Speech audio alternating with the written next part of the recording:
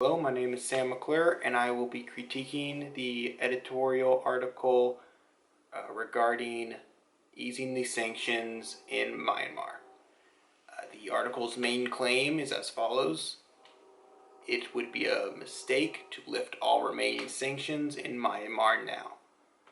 This is a claim of policy because obviously he's saying what should and should not be done. Now, when I first read this article, I completely agreed with it, but afterwards, whenever I looked a little bit more deeply into it and looked at outside sources, I realized that the issue is much more complex than the article initially leads on. This leads into my main claim, which is that this article, while making a few valid arguments, has weak delivery and purposefully ignores counter-arguments and contrary evidence.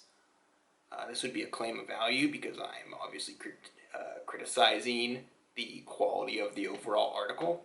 But enough about that, I'm just going to get right into it. How is the delivery weak? Well, when I read the article, the very first thing that jumped out at me is that the first paragraph immediately provides the most telling weakness to his entire point. Two main points being that Myanmar has made important progress on democratic reform. That's a quote from the very first sentence.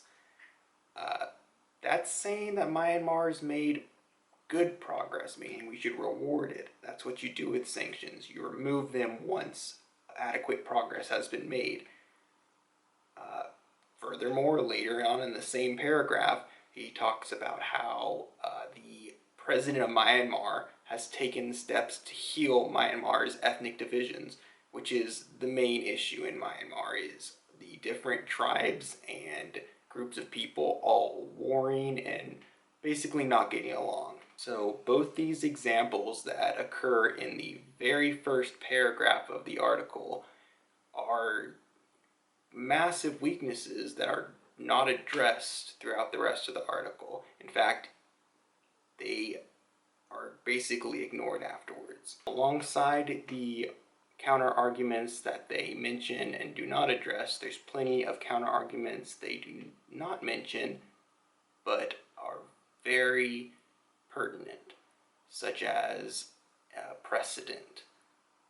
Recently, all these sanctions have been removed from Iran, and since then they have become a much more stable country. Their economy is improving. They no longer are pursuing nuclear energy, which is always a good thing to hear in the Middle East. And basically, Iran is an example of a country that directly benefited from removal of sanctions. Plus, the full-on effects of these sanctions and their ramifications are not really mentioned at all, at least not the negative ones. The most prevalent one would be how much control China has over Myanmar.